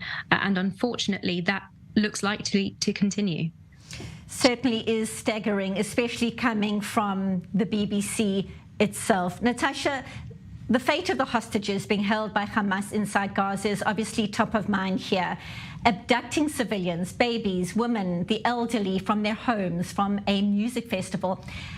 You mentioned war crimes earlier. How exactly is all of this classified under international law? Not to mention the conditions they are being held under, the lack of information, the filming of hostages, which is obviously part of the psychological warfare. Talk us through the war crimes and the crimes against humanity perpetuated by Hamas on the 7th of October and since then. I think there are reasonable people and legal and military commentators who have been clear that this is amongst the worst atrocities that we have ever seen. Certainly war crimes, crimes against humanity, in light of the intent that Hamas has been plain, that it continues to seek to replicate the 7th of October atrocities, that it continues to fire missiles onto Israeli civilians. Let's not forget, every single one of those missiles is also a war crime because they are targeting civilians with those strikes. All of that is informed by what they say their intent is, which is to annihilate the Jews and wipe Israel off of the map. And that leaves us with the conclusion that what we witnessed on the 7th of October and subsequently are also crimes of genocide. In that respect, there is a responsibility on the international community, on all states parties, to the Convention for the Punishment and Prevention of Genocide, to act not just on Israel, a legal obligation to respond appropriately, but also, I would argue, on the international community at large. The fact that Hamas have documented their atrocities, have celebrated their atrocities, boasted about their atrocities, and videoed them, of course, and put these appalling images out on social media, that is all undeniable evidence of the crimes that have been committed. Right. And the moral equivalence that we have seen in terms of the commentary around Hamas blatant war crimes and what is being alleged against Israel is deeply, deeply troubling. And it seeks to warp the situation that Israel finds itself in and makes it very hard indeed for the general public around the world to properly appreciate and understand the position that Israel finds itself in as the bulwark. Right. Against this radical Islamist extremism, terror that seeks to annihilate, let's face it, the West Right. It's not Israel. And as you say, even though Hamas filmed these brutal attacks on the 7th of October, there are still many questioning what actually happened when they themselves wanted to film it and make it go viral as it has. We need to leave it there, but we so appreciate your insight. International law expert Natasha Harsdorf, live from London. Thank you so much for being with us on I-24 News. We will be watching to see how things unfold. Well, we're taking a quick break, but when we get back, our breaking news coverage continues. 2 minutes, and we're back. This is I-24 News, Breaking News Edition. Stay tuned.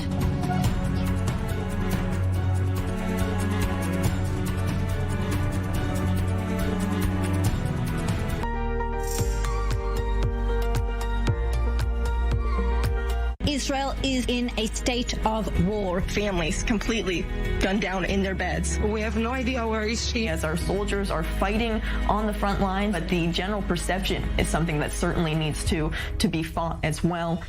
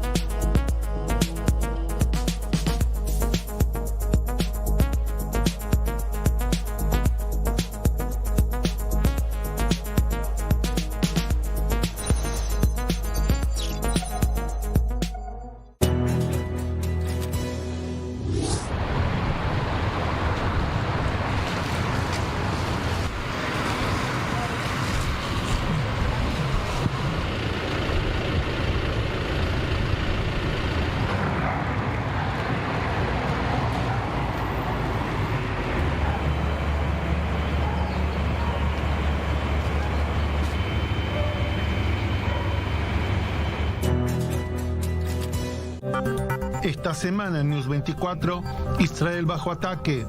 News 24 en español trae el análisis y la información de los acontecimientos de la guerra, espadas de hierro. Entrevistas exclusivas, reportes desde la zona de guerra, la reacción de los países hispanoparlantes. News 24, el único medio en español que te mantiene informado y conectado con la comunidad latina en Israel. News 24, únicamente en I-24 News.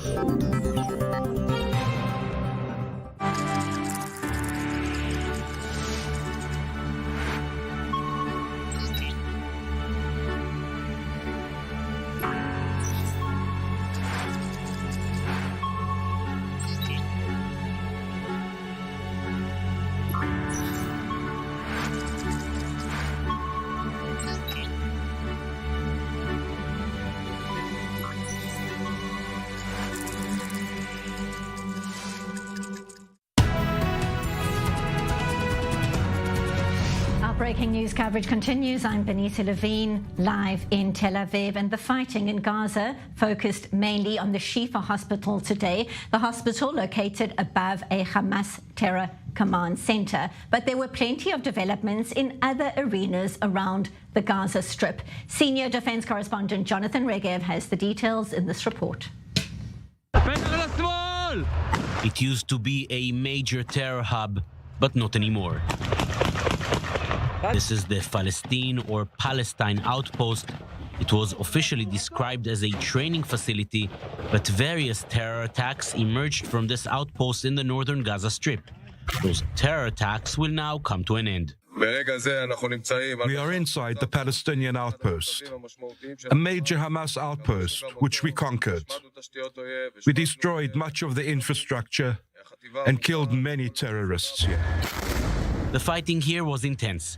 Like so many other outposts, Hamas was well entrenched here, mostly underground.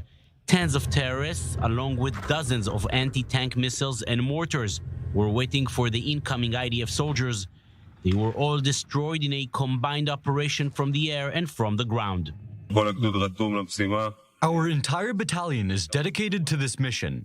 We finished our training and headed to battle. We found enemy infrastructure of every kind, including ammunition and tunnels. We did whatever we needed to do here, and now we are ready to head forward. This is one of the places where the army was rushing to. In a world where symbols are meaningful, here is one symbol gone. This used to be the Gaza Parliament building controlled by Hamas. Step by step, every aspect of their control is gone. Still in studio, Major General in the Reserves, Eitan Dangat, and we're also joined by our senior diplomatic correspondent, Owen Alterman. But Eitan, I want to come back to you and specifically about the latest developments inside Shifa Hospital, outside Shifa Hospital, and underneath Shifa Hospital. I would like to emphasize about Shifa that we have been surrounding Shifa from the weekend, from Friday, Saturday, and why we have been around it and didn't go inside is because of the fact that Israel built the legitimation for entering and make the contact with the medical crew inside in order to see what is the situation, not to damage it in a way that there is still people who are getting the medical treatment and to achieve things instead of it like the incubator you reported about it. Secondly, inside Shifa, after 3 to 5 days of waiting, it's very clear that the terrorists escaped downstairs inside the deep tunnels and also took some of the equipment. But inside the department, you have a technological structure. You have items, what they need for control and command. Secondly, around this area is the heart of the north part of Gaza by Hamas. Just to add what you brought from your reporter about the achievement in the what we call Palestine post, a very large place that was used for organize the activities of the terrorism, to organize the launching of rockets, to organize their training and everything. It's step by step. And as we are all the days passing, you have to understand that all over this area, the fighting continues. And each 3 to 4 soldiers has to see what's going around there, whether coming terrorists from the tunnels, whether they have the launching of the anti-tank missiles, whether they have the observation post around them. It's a very complicated fighting for urban area. I may say again, it is the complicated area that has been such a war in the last 30 years that is going step by step to such well organized by Hamas on the other ground. It's not a guerrilla movement. It's an army that belongs to the state of Hamas. Last but not least, you just saw the explosion on the parliament building. It's on the day that Arafat declared the Independence Day of the Palestinian state. And what has been done there after he declared on 1988.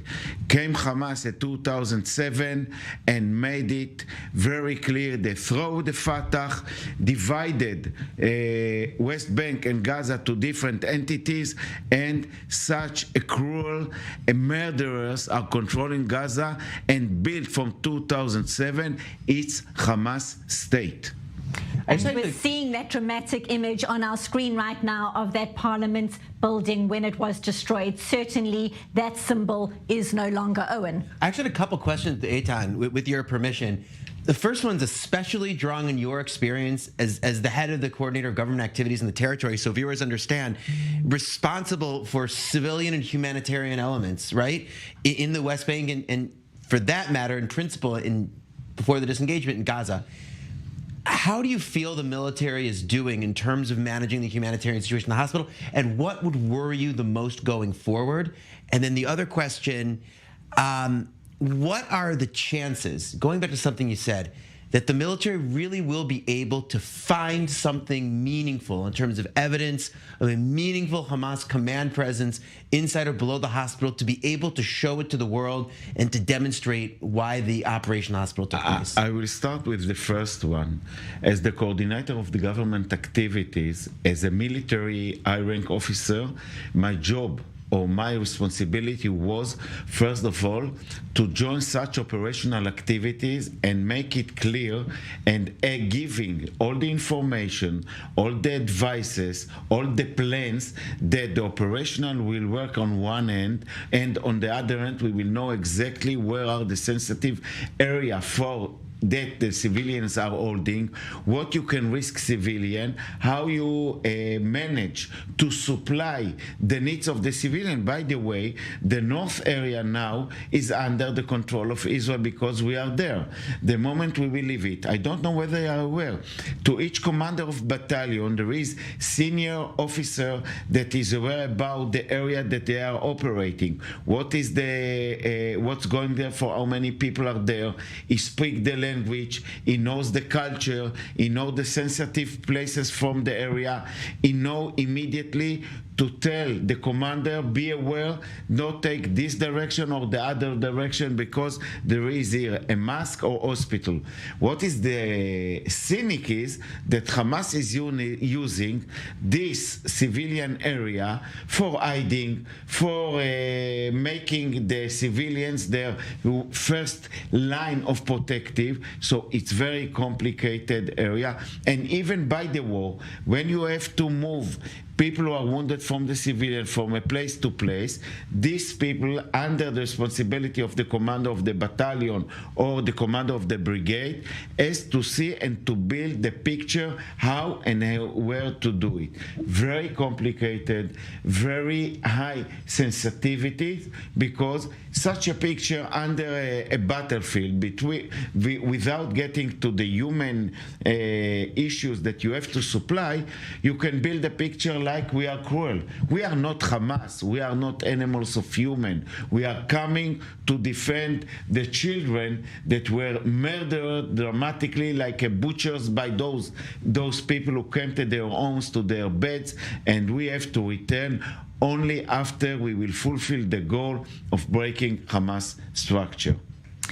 Eitan, there's another major goal, and that's obviously the hostages. This is become, I'm sorry to interrupt, but this goal has been jumped to be much more urgent and much more important. We will beat Hamas. Doesn't matter if we will do it tomorrow or a month from now or even half a year from now. We will control the area. Hamas ended the story to be the controller of Gaza. But instead of it, it's our own, to our civilian, after the major failure of the country to defend them inside their homes, inside their beds, we have to bring them home. This is the contract between the country, the state, and its civilian. And from my point of view, we have to do it for the future of Israel. Besides what those people are suffering or suffered or were murdered and their families, this is our future. We have to build the trust again and make it very clear to our people. We will not let it happen anymore. We thought it's ended in the Holocaust. We didn't imagine it will be after the establishment of our state. It will be for generations. The 7th of October, one thing, we have to look to our civilians to their eyes and tell them, we will protect you. Never will come such murderers again to your villages and make such a massacre. What do you make then of these reports around a potential hostage deal that is said to involve the release of 50 hostages in exchange for a 3-day ceasefire of sorts and potentially Palestinian prisoners as well? This is just a report. Nonetheless, it is raising the very important question about whether some kind of negotiation can exist around all hostages or some of the hostages. It's complicated. Your thoughts? It's a very important question, Benita, and I will start from my point of view. I'm not in uniform now. I'm not holding a state official post, but I would demand to make the end game first. It means how we save or make it very clear that the 240 people will be released. If it will take under 3 stages and each one will be 3 ceasefire days, we have to accept it. I'm very concerned about situation of releasing of 50 people. And then what is Hamas? Hamas is a group of murderers that has built a state of murderers. And what does it mean? It means, listen, Hamas need ceasefire days. Why? For bringing the people, they can bring in 1 or 2 hours. They need it to create again the rest, organize themselves, organize attack on the Israeli battalions that are in the field. This is they need it for their mood, for their spirit, for their feeling they are controlling the area. They demanded at the beginning, it was on the press 5 days. Why they need it? They would like to return back to a stage. We didn't complete the mission. They are in the north part of Gaza. You have something like 3 battalions that didn't damage yet. They are surrounded, but they didn't damage. They will be damaged only if we keep it very strongly surrounding. So, first of all, we have to bring hostages back. If it's 50 under a big agreement for releasing everybody, soldiers, female, elders, babies, my opinion is to give or to return back prisoners, doesn't matter. First of all, fulfill our duty to our civilian after such a tragedy that happened in their places they are living. Owen, I want to bring you in on this discussion around this potential deal to get the release of the hostages. It is just a report. Nonetheless, we're hearing the Qataris obviously are heavily involved in this. These are people who host Hamas leaders, are now the ones brokering some kind of deal. Also reports Egypt, potentially the US. We know Benjamin Netanyahu is regularly speaking as well to Joe Biden. From an international perspective, give us an understanding of the kind of input into make a deal like this actually happen, come to fruition. Right. Well, obviously, a negotiation with Israel and Hamas, let alone negotiation between Israel and Hamas in the middle of a war where Israel has declared that its goal is to, one way or another, destroy Hamas, or as I like to say, to end Hamas's control over the territory of the Gaza Strip, it won't be so straightforward and is going to require mediators. But what I think is interesting about the dynamic is the mediators are not only mediators, they're themselves players. They're countries with their own national interests. Exactly. And their own vulnerabilities, right? And so one of the themes over the course of the negotiation has not been putting pressure on Hamas, although of course that's been a theme, right? How many Israeli leaders have come to the podium and said, trust us, the best way to get to a deal is by putting military pressure on Hamas. So there's that. But there's also this theme of putting pressure on Qatar, right? And using the United States, the American relationship with Qatar as a point of leverage to get the Qataris to put pressure on Hamas for Hamas to then come to the table in a more serious way. Again, this is an idea that's come out of Israel. I don't know to what extent the United States is fully on board, because the United States, of course, needs Qatar as well. There's a major American air base there. I would imagine it's not so easy to pick up and move an air base, right? That's so important in such an unstable part of the world. But be that as it may, all of these players have their own interests. They're not simply mediators. So it is obviously very complicated, but by all accounts seems to be progressing. Of course, what's new about the last few days, Benita, is that the leaks are not coming from the side of the other guys, right? They're not coming from Qatar, or only from Qatar, or from Egypt for that matter, or from Hamas itself sometimes, where especially it's seen as psychological warfare.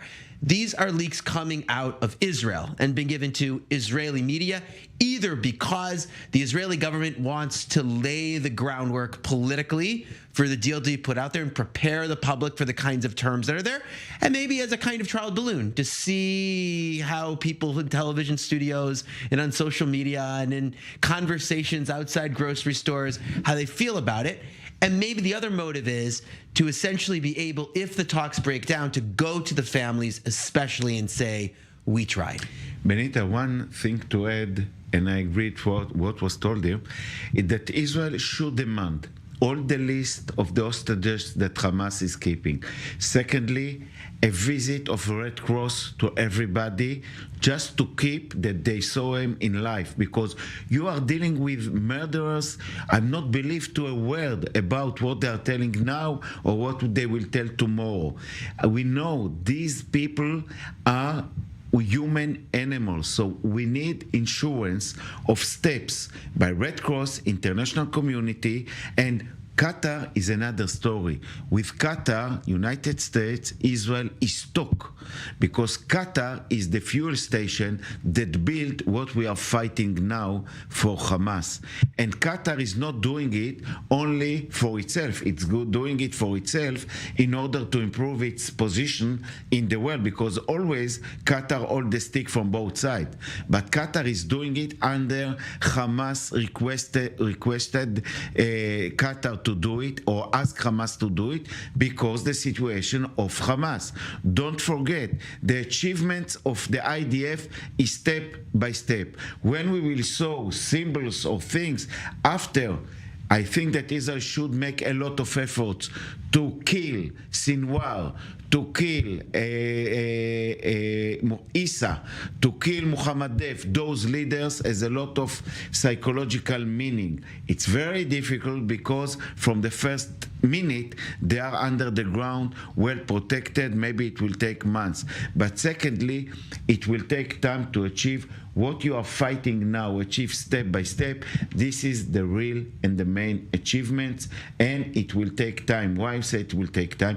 Even under ceasefire, even now stopping it, Israel should keep its right to operate offensively everywhere that we identify Hamas people, organization that will stay there, even of a time that Gaza will continue to bring its life. Again, we have to be like in the West Bank, active, and we will not leave this organization till we will bring it to a very low level and destroying its main structure. One very, very quick point. The idea of getting a list of the hostages, Eitan has been part of the reporting on the potential deal, was in the Reuters report as an Israeli demand. The Red Cross visit, no, it sounds to me like a terrific idea. Of course, Eli Cohen, the foreign minister, met in Geneva with the president of the International Committee of the Red Cross. I have not been able to find, I've seen what the Israeli government said to the Red Cross in that meeting, but not been able to find what the ICRC said to the Israeli government. It is beyond staggering to think that more than 5 weeks later, we're still waiting to see if the Red Cross can get access to even, as you say, proof of life, to know that we these don't families... know whether they are alive. We don't know whether Hamas is controlling all of them. We don't know how many people the Jihad Islamic is holding. So everything for us is one thing, one goal. We are controlling. You have to bring out all the list, all the evidence. This is our main demand. Stay with us, because as we've been discussing, obviously it's been an agonizing few weeks for the families. The relatives of the 239 hostages being held by Hamas are still waiting for word out of Gaza. As we've been discussing, families have been marching to Jerusalem with a message for local authorities and for the world. Our correspondent Nicole Zedek was there, and she filed this update. Dozens of family members are getting ready to spend the second night sleeping in tents as they're marching all the way from Tel Aviv to Jerusalem, taking their concern, their desperation, their heartache, really, all the way to the Prime Minister Benjamin Netanyahu's face. And every step of the way, they continue to show the faces of their loved ones, the 239 hostages who remain captive in Gaza 40 days. For 40 days now, all of these family members have not been able to sleep. They haven't been able to eat or drink or think about anything except for their family members who are still hostage. And that is why they are doing this march all the way from Tel Aviv to Jerusalem, to continue to give a voice to their family members and their loved ones who have not had a voice for the past 40 days. So that's why you see these dozens of tents here for all of the different people in the community to come out here and continue to raise their concerns. Right now they're saying that they feel abandoned by the Israeli government. And so their calls right now as they're marching this long distance through the center of Israel. They're calling on the Israeli citizens to be with them right now, to come together, because they've been abandoned by their Israeli government. So they don't want to be abandoned by their Israeli citizens as well. And I can tell you that's not the case, because we continue to see people coming out supporting them. Dozens of people coming, providing more meals, providing comfort, really. Just someone to even talk to, because that's been one of the most difficult parts for these past 40 days for these family members. As they can't think about anything, they're trying to surround themselves with people who understand some of the emotions that they've been feeling. But really, it's difficult. It's emotional. And this is just night 2. By Saturday, they're expected to get to Jerusalem and really start asking these difficult questions that they've been asking for the past 40 days, as in, why isn't the Israeli government doing everything they can to get their loved ones back now? That is the main message that we continue to hear. Bring them home now. And so as they continue to make their way to Jerusalem, these family members, these friends, they're going to continue to say that same message now, because that is what needs to happen for these hostages that are still held captive in Gaza. Reporting from Central Israel, I'm Nicole Zedek for I-24 News. So the families feel understandably abandoned. Eitan, your thoughts? I think this is the story of this tragedy. And this is the main thing, that the Israeli nation should not leave, support and hug these people, not leave them, bring them the support. More and more people has to join them, and to remind our leaders that this is the first duty of the country for them. And we have to help them, because I think that when you see all the demonstrations against Israel in the world, it's very general to forget what the Israelis are facing. After a few hours, you see it disappear, after the first sadness of what happened to us. And we have to remind to us, first of all, and then to the world, what was going here. And we have to make and to support their efforts. As I said, the first duty of the state to its civilian is, first of all, bring back from the children till the elders, soldiers, females, everybody should return back home. Right. Well, just to round this out, to correct something I said before, that we didn't know exactly what the ICRC said after its meeting with Eli Cohen. This part of a tweet from the ICRC president: ICRC will not stop working to gain access to the hostages, and we need agreements to be reached that allow us to work. Her response from the meeting, after the meeting with the families, and of course also meeting with Israel's Foreign Minister Eli Cohen. It certainly sounds, however, that there is a very, very long road ahead, and to be a parent and not know whether your child is alive or not, to not have proof of life, to not know what condition there are. Reports, of course, of a woman who was there, who was pregnant. Reports that one of the people in captivity was expecting a baby, and we're hearing updates which we're going to go into later on in this broadcast. It is heartbreaking, and it's unacceptable, and it's astounding to think that this isn't top of mind across the globe, that 239 people are being held hostage for more than 5 weeks, and their families don't even know their health condition. What's the baby, that 9 months old? Now 10 months. 10 months. Who is touching her head? Who is replace her clothes? Who is giving her a huge or a kiss when she's going to sleep, or crying? And to live in the underground tunnels, that this is what we estimate that all of them are facing, whether moving from a place to place, elders, the lady that is 85 years old, or soldiers, female that were in a tragic war, beaten, in a lot of violence and raped, etc. What's going here? Whether we are a farm of human animals?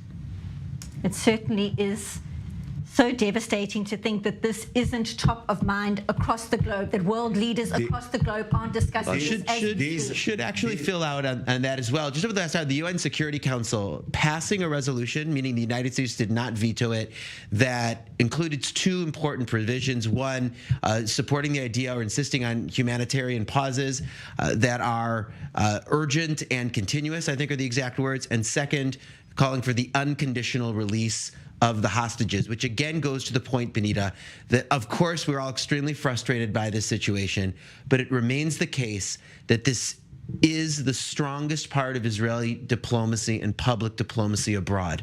This issue of the hostages is in statements from every government, from every foreign minister, from every president, from every prime minister, and now from the UN Security Council itself, right? The Russians and the Chinese did not veto that. They will not. Who do could? it also. But I expect from the Western world, France, UK, United States, to return every week to remind their civilians about what happened here, what was with the hostages, and why they have to support and to remember from what everything it has been started.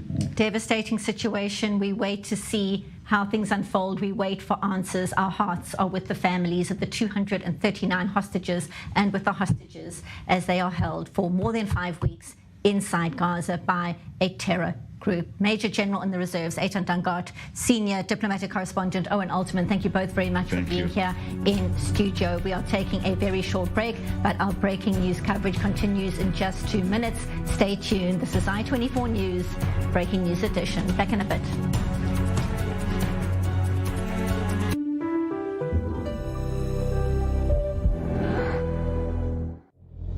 Israel is at war. Make an investment in Israel bonds. It is the most powerful and direct way to stand with Israel. Visit israelbonds.com and invest now. Made for Me, a unique concept in Israel. Custom-made men's fashion to your measurements. Made for Me, designer of all your events. Schedule your appointment at www.madeforme.co.il.